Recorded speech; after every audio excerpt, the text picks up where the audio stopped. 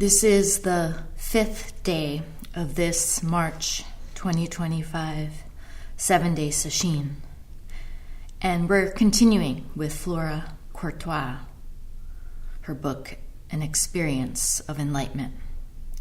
And just picking up from where we stopped yesterday, where she's describing how she so wanted to share her experience with others, but she didn't know how.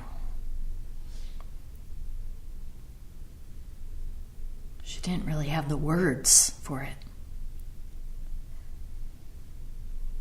She says, "My first attempt was with my friend Suzanne, a piano student.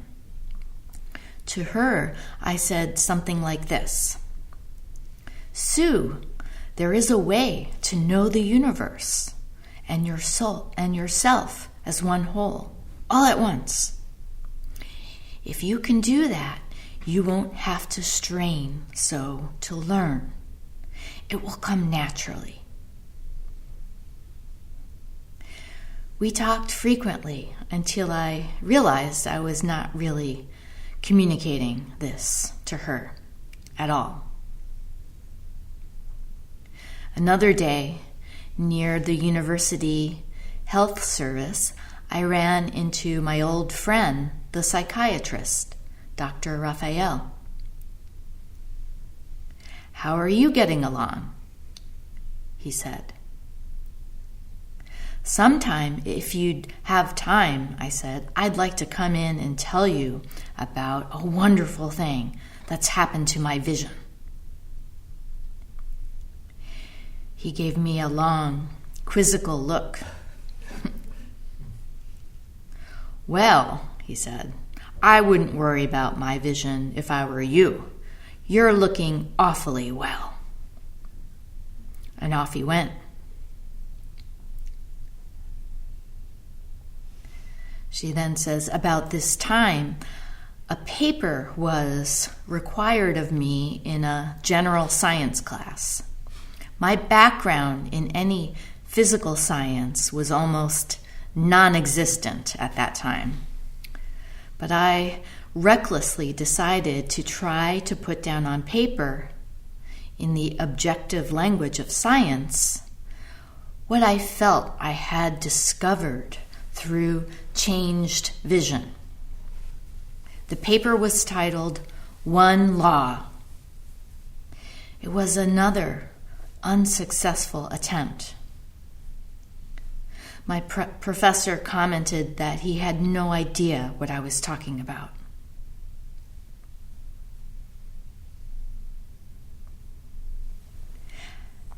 How inadequate words were to even suggest this experience to anyone else. What seemed to me the most marvelous and significant of experiences seemed hardly of passing interest to others.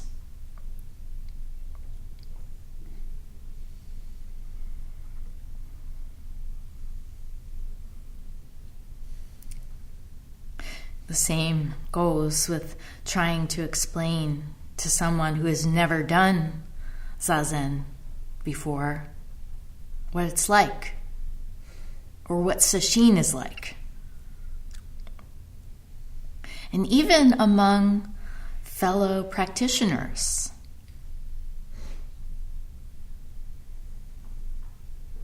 it's difficult, isn't it, to put into words. And that's because we're directly encountering our mind.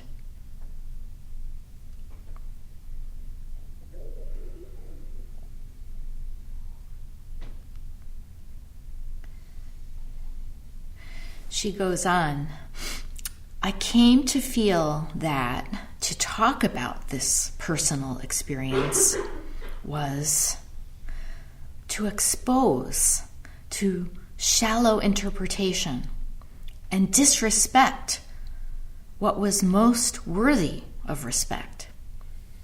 I decided then never to speak of it again until I was confident it would be appreciated.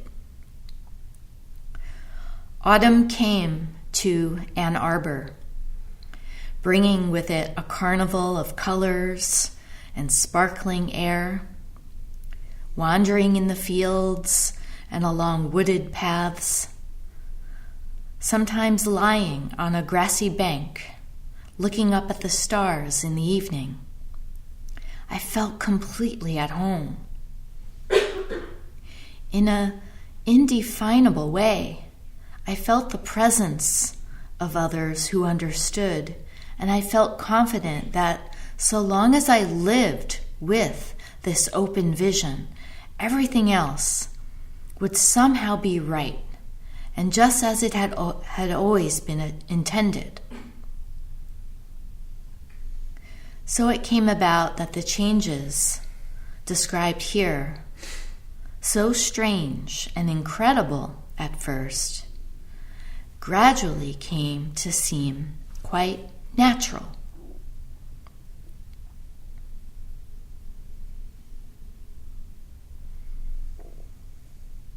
So this word that she uses, open vision, was a label that she came up with because she didn't have another terminology to explain her experience or put it into context.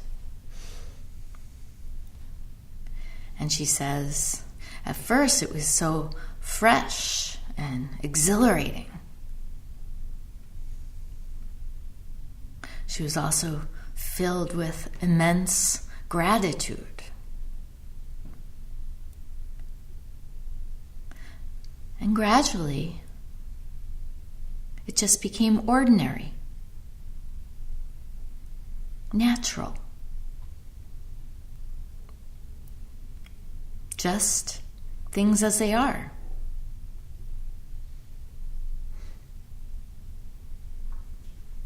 Nothing added.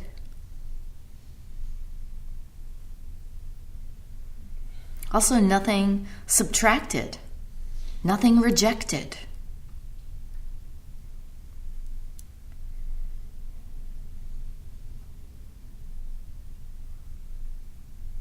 What changed was her relationship to thoughts, including her relationship to this sense of self and other.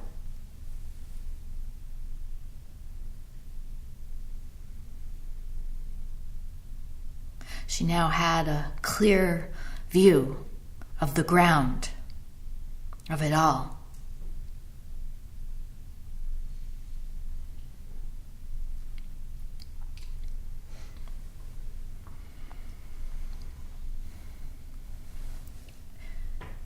Then she says, for the next year, for the next year and a half or two, I lived each day with joyful awareness. It never occurred to me to think of myself as in any way enlightened.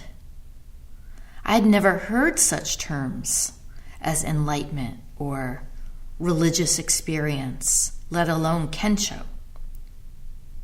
If I had heard of Buddhism at all, it was simply as an obscure Asian religion.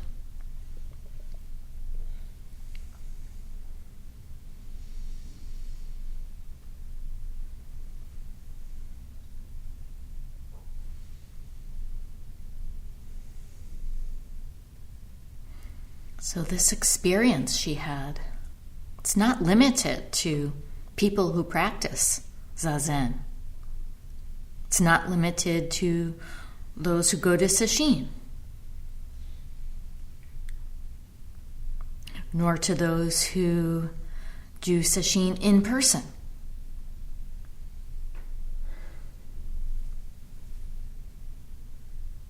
For those sitting online, don't underestimate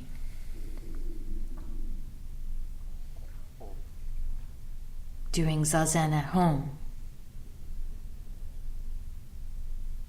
And also, don't underestimate daily practice outside of sesshin. And practice off the mat, practice in activity. Don't underestimate that.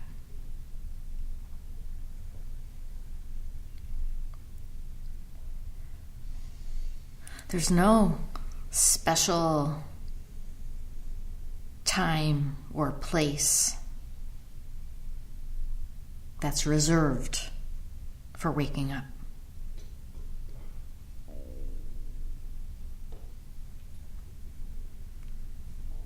Although I gotta say, the conditions of sesshin are ideal.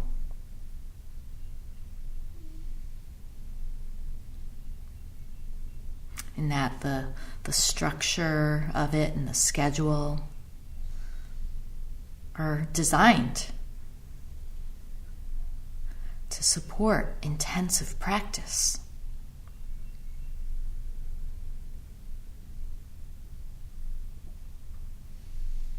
And as for the structure of sesshin, even the smallest things that we do can make a really big difference.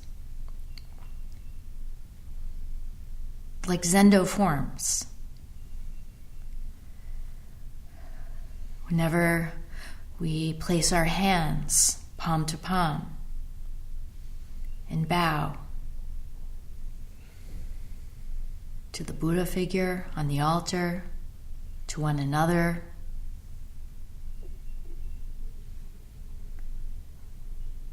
before eating a meal, upon entering the Zendo, in Doksan,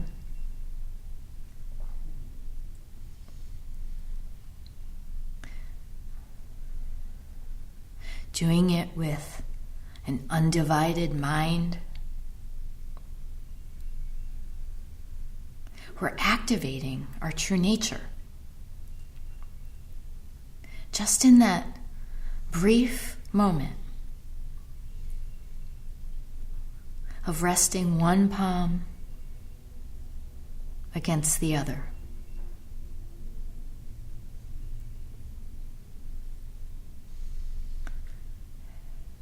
But it's important to do it wholeheartedly and with sincerity. Not kind of half-ass. Not loosely cupping the hands.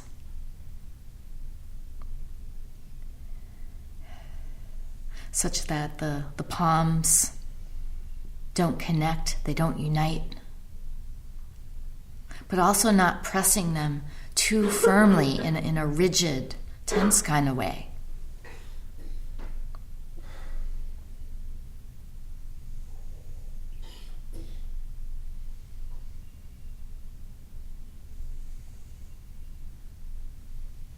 Doing that bow, that gasho, completely.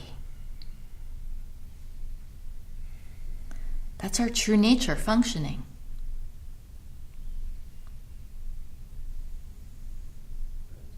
Along with every other brief moment we're in.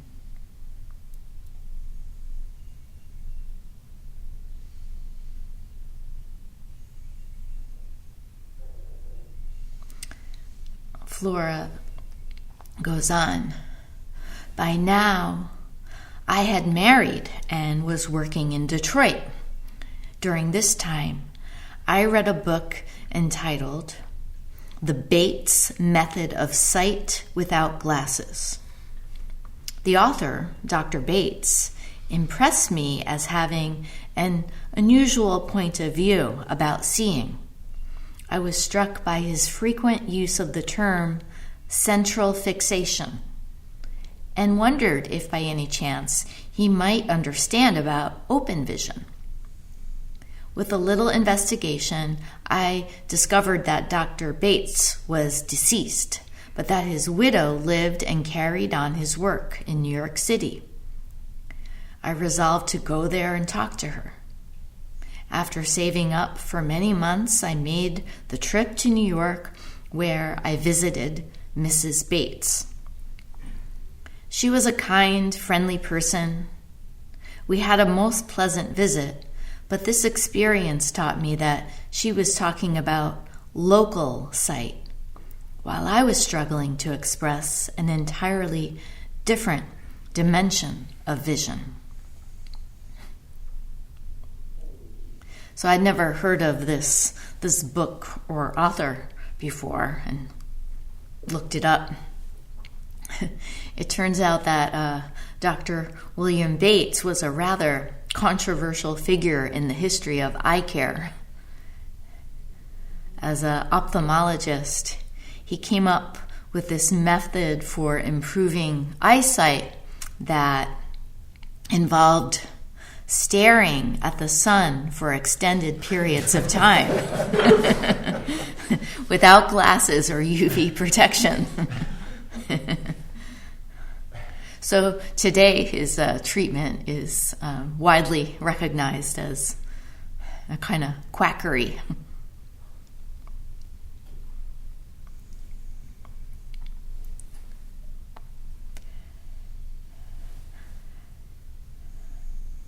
She goes on, back again in Detroit, I was becoming ever more dissatisfied with my job as a professional writer in the business world. Quite naively, I decided that by becoming a psychologist, I might find a way to deepen my own experience and also bring it to others. I had long since concluded that organized religion offered me no help in this way. Once again, I returned to study at the university, now changing my major from English literature to psychology.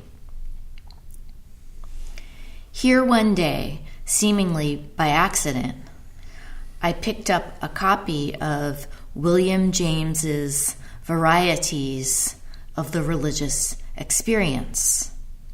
William James is a poet.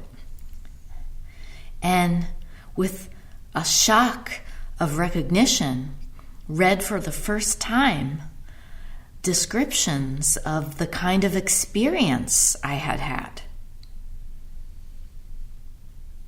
This led me directly to Asian literature. When I read the Tao Te Ching, and soon after, my first Buddhist sutra, tears filled my eyes. They struck such a familiar chord. The sutras seemed to speak with unveiled clarity. Mandalas fascinated me. I wondered if anyone living had had such an experience as mine, or if mine were some kind of anomaly. So we can see this is now turning into her coming to the path story.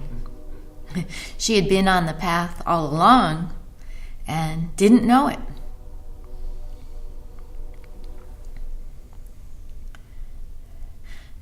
She goes on, after we had moved to California, I continued my exploration of Asian literature, reading my first book on Zen, discovering the works of such Western mystics as Meister Eckhart, John of the Cross, William Blake, and the text, The Cloud of Unknowing.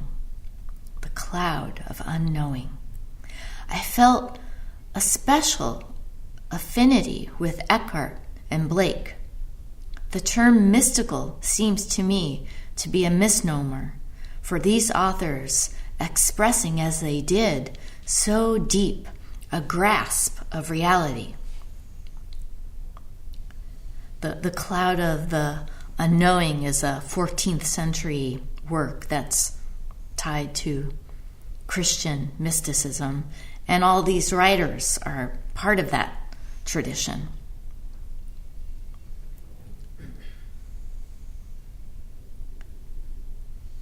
In Christian mysticism, God is understood as that which is transcendent, infinite, encompassing everything.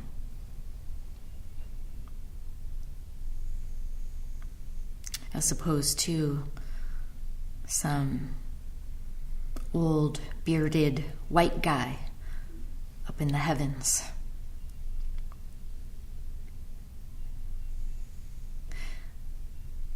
I don't know very much about Christian mysticism, but I have read some of Meister Eckhart, and there's this wonderful quote from him.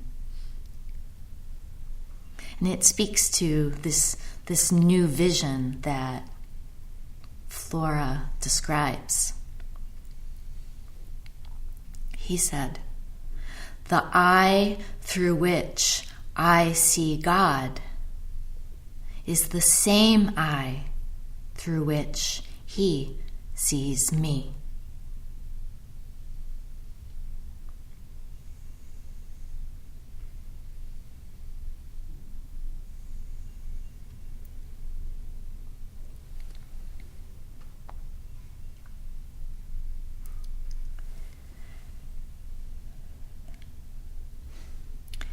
She continues, in about 1950, I took a course in comparative religion from a Buddhist scholar at a nearby university. At this professor's home, I met a writer of popular books on Zen Buddhism. I listened in rapt attention as these learned men talked at great length about Buddhism. Yet no mention of practice of any kind was ever made.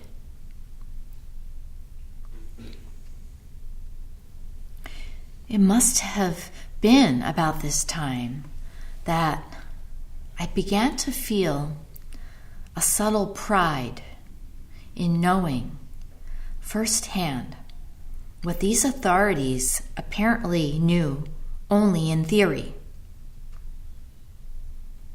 I began to think of myself as someone who had had an experience of enlightenment and was therefore secretly special. Like one with an old sickness that had lain dormant for many years, I developed a new kind of egotism, more pernicious than ever before, because it was accompanied by a sense of possessing special and superior knowledge.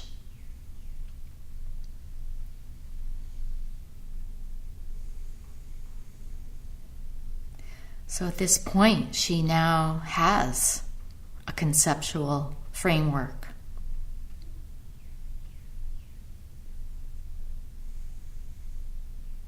A word for it and an explanation for her experience.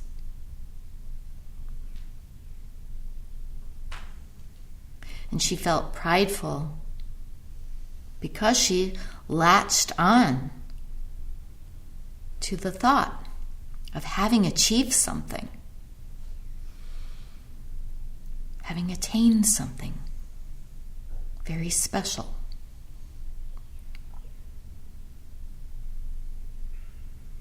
And as an attachment, it is a kind of sickness.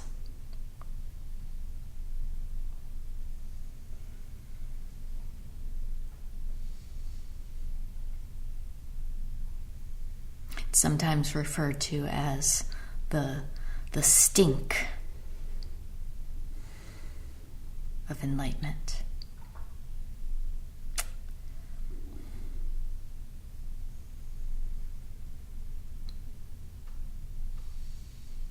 It's so easy to become attached to experiences we have in Zazen, experiences of the past sessions. And this is the case for anyone who has practiced for some length of time.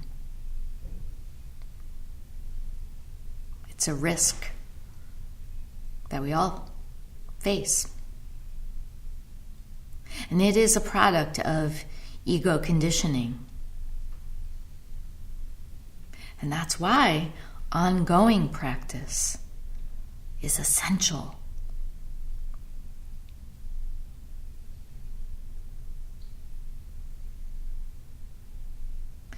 Aside from having pride in yourself or in your practice, you might grasp at making something happen again. It could be as simple as having a really good round of Zazen, or a period where your mind felt incredibly still, completely forgetting about time, and wanting more of that. That's clinging.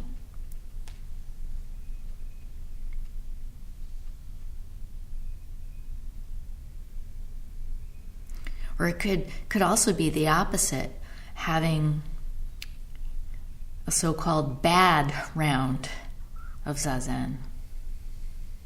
One of those rounds that feels like it'll never end. Physical pain, emotional pain.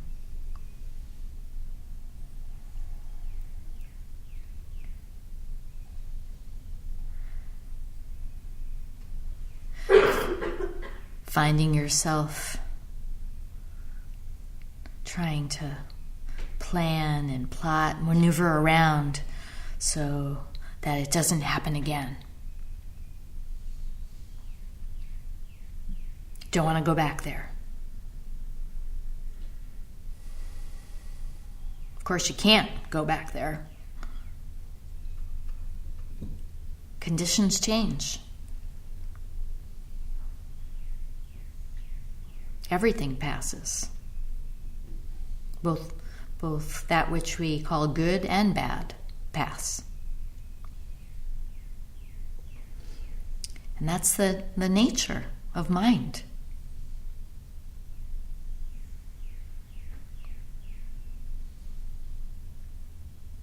Any attempts to manufacture your experience, that's the stuff of thoughts.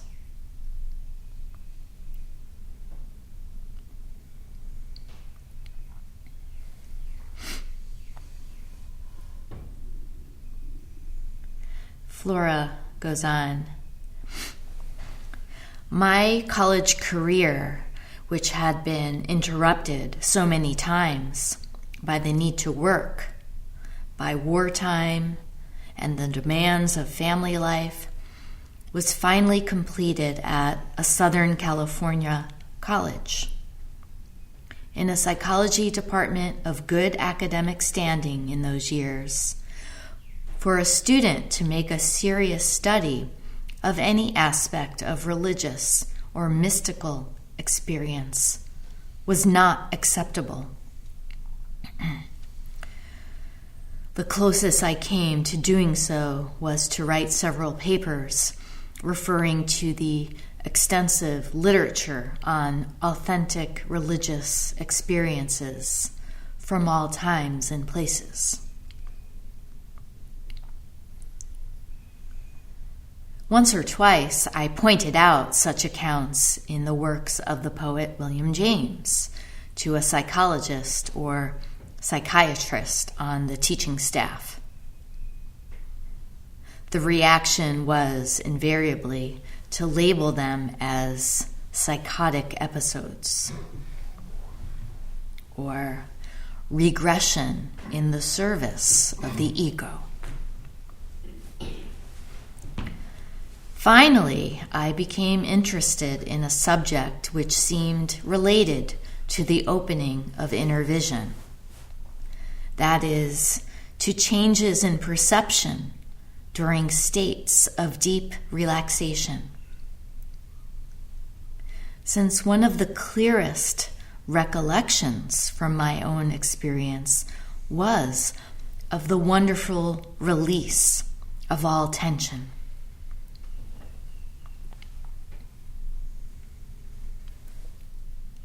At graduation time, the head of the psychology department encouraged me to go on to graduate school at a nearby university to develop this interest in studying for a doctorate. For the next few years, I became immersed in a high-pressure graduate school machine. The compulsion to be scientific seemed too narrow and constricted everyone's perspective, leading us all to an obsessive concern with counting and measuring. No Orthodox church was ever more rigidly doctrinaire. The necessity to regurgitate quantities of busy work to earn good grades made original work virtually impossible. In over 20 graduate courses, I made what seemed to the faculty to be an impressive record of A grades for what seemed to me to be a mediocre quality of performance.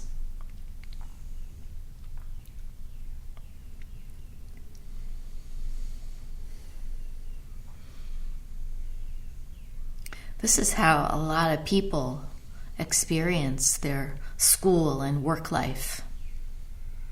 Working hard, trying to prove your worthiness in the eyes of others, trying to get ahead, trying to work your way up the food chain.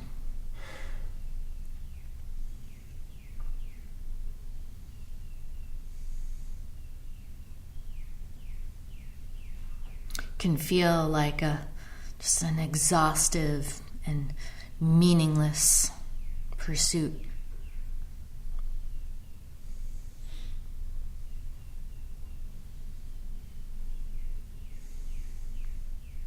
So Flora,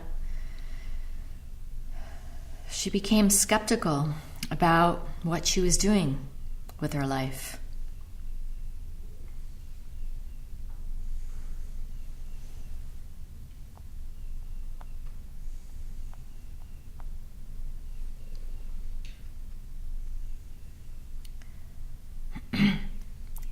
A few paragraphs later, just skipping ahead a bit, she says, I became increasingly of two minds about all this. On the one hand, stimulated by the university atmosphere.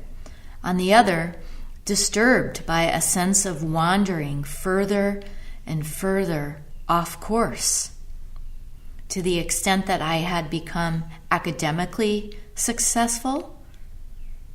I had become, in a deeper sense, unwise, unintelligent, unfree, and unloving.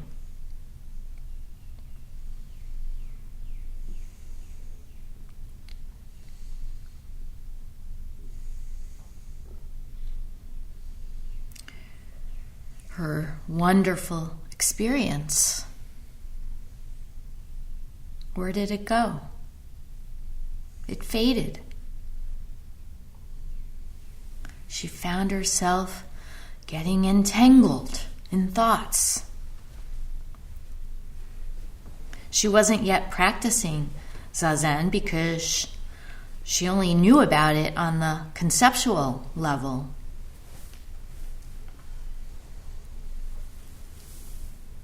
She only read some books about Buddhism. So she didn't have a method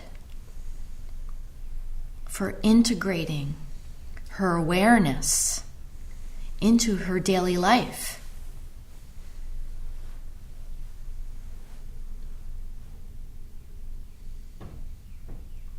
Which requires daily Zazen.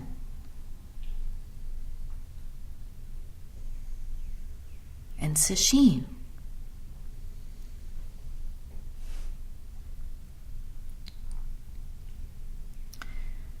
She then says, this busy life was suddenly interrupted by the necessity for some major surgery and a prolonged convalescence.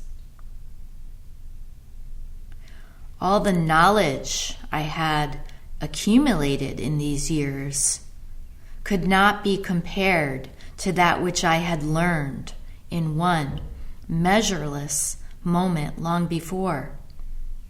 Every formal subject led to the same abyss.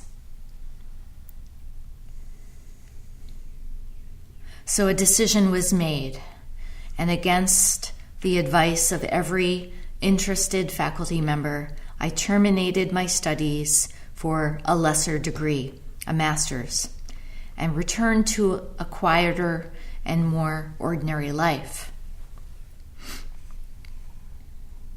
Now I spent more time with my family, read and wrote poetry, helped my husband when needed with business, and worked occasionally as a volunteer in the community. But in those intellectually busy years, I had built no inner bulwark against a deep despair that I began to feel in the early 1960s.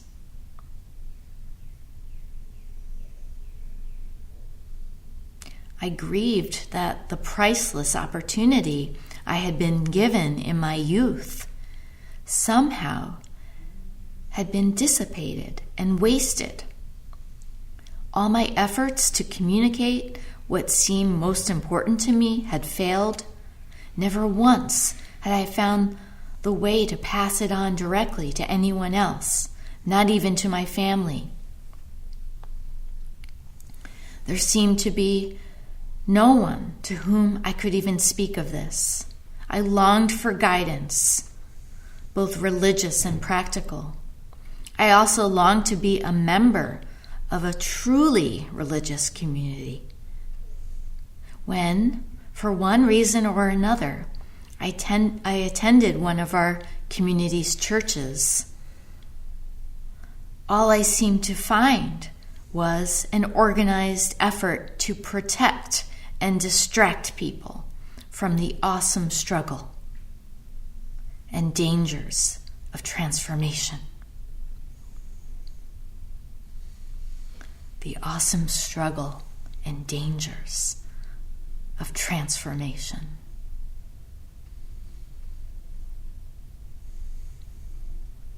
Over a period of several years, during my long nights, I lived with that profound sense of abandonment, called by St. John of the Cross, the dark night of the soul.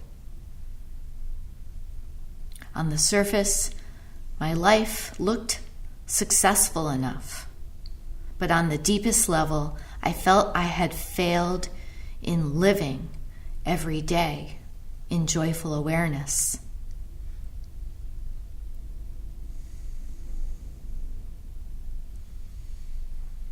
A source of tender patience and calm strength to my family and others as well.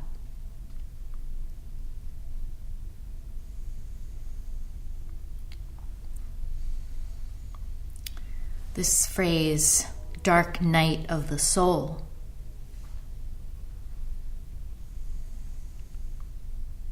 refers to a period of intense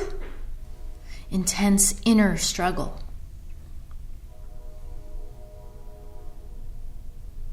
Often it involves feelings of confusion, blankness,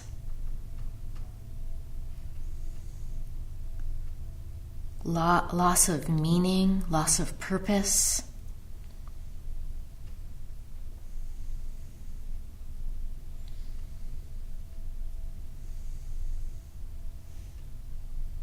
In sesshin, it can take the form of confronting fear, anxiety, self-doubt,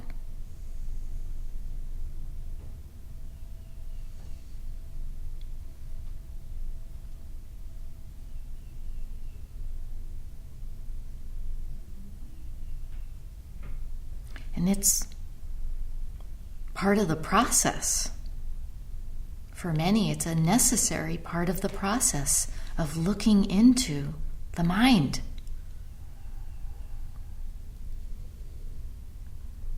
If you find yourself in that state, the thing to do is to relax right there. Don't run away. Don't abandon it. Look, see what's there.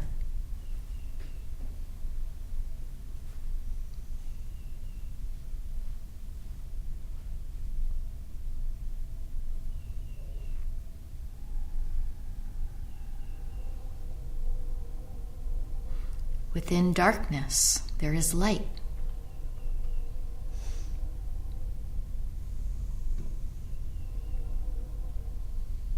And of course, within light, there is darkness.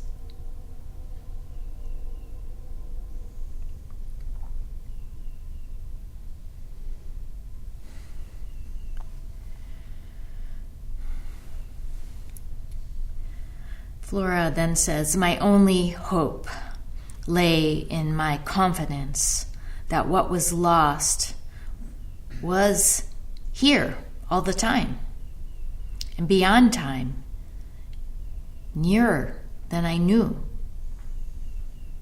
I realized finally that to continue to indulge in regret was also a subtle form of egotism. The enemy was this very suffering, separate self. Just as I had done years before, I began to sit alone again in quiet concentration. But my life was a busier one, more preoccupied with family duties. I sat less intensively and more intermittently than in my youth.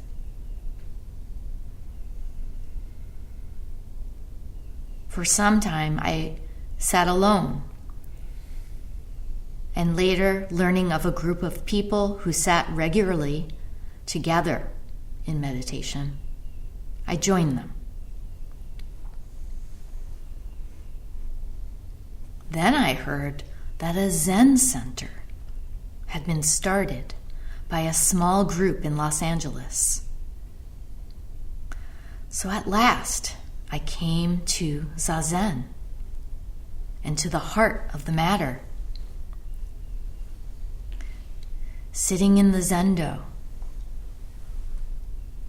listening to Maizumi Roshi read from the ancient texts, I felt my exile was over. I had returned home. I now know that to have had, in any measure, an enlightenment experience is only a beginning. Even to speak of having had it is to risk losing it. Immediacy is surely everything. Immediacy is surely everything. When I read that line, it reminded me of a verse by the Polish poet Wisława Szymborska, one of my favorites. It's a poem titled "The Three Oddest Words."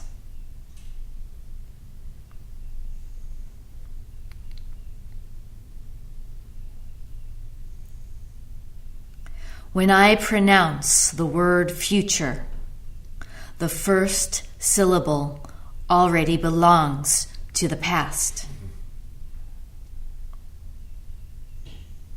When I pronounce the word silence, I destroy it.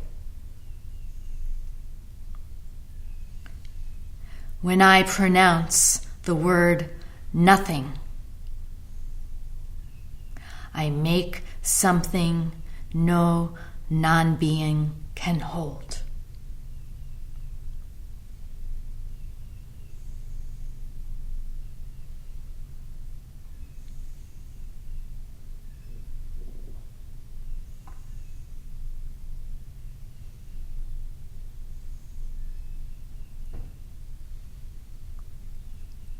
Flora ends her account by saying this: to be re-enlightened at every moment forever requires eternal vigilance.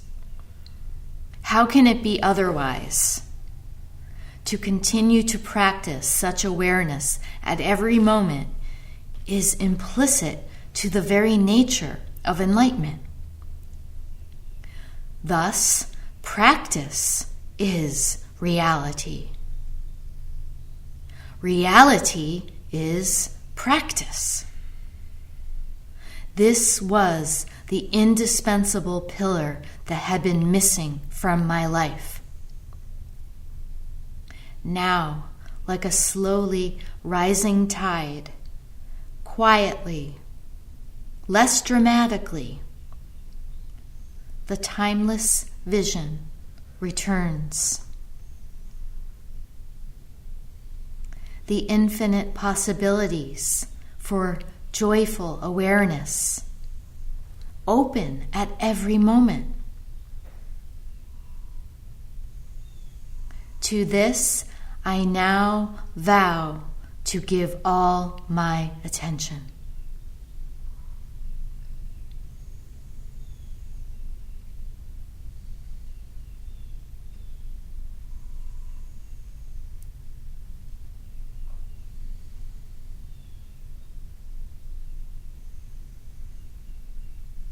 And this is our vow.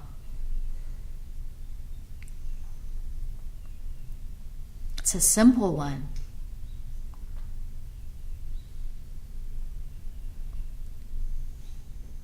Just giving our attention.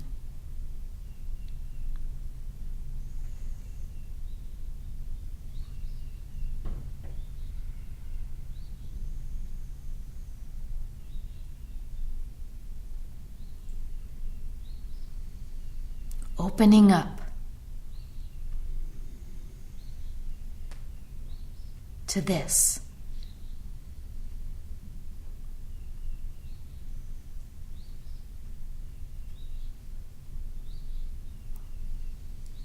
Moment by moment.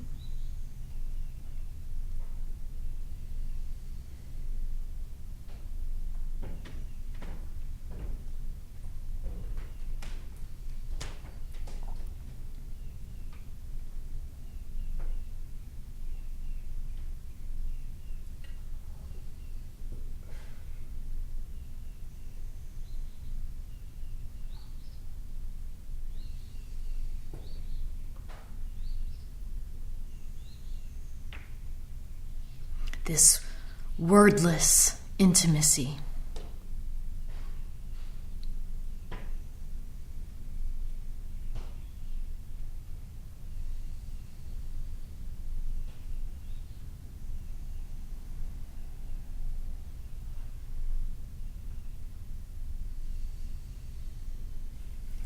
We'll stop here and recite the 4 vows.